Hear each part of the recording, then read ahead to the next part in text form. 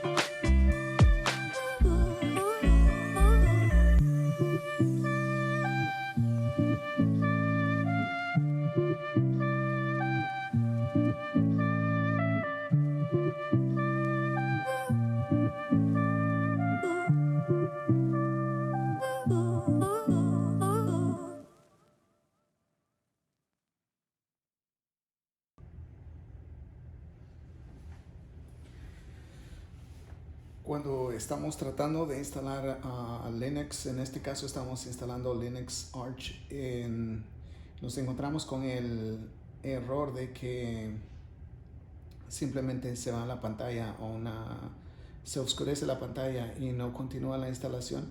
El error es fácil de arreglarlo, pero lógico, hay que saber cómo hacerlo.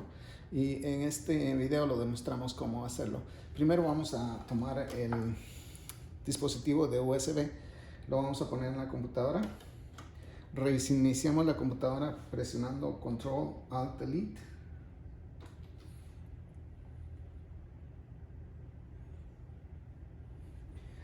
Presionamos F12 para seleccionar el inicio. Vamos a ir a USB. Cuando llegamos a este punto vamos a presionar la Tab en el keyboard. Al final vamos a abrir y vamos a escribir no mode set. Cerramos. Presionamos Enter.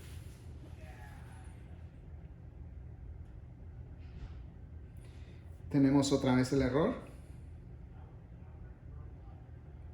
pero ahora ya no se queda en la pantalla oscura como anteriormente lo hacía, sino que se puede continuar con la instalación del sistema.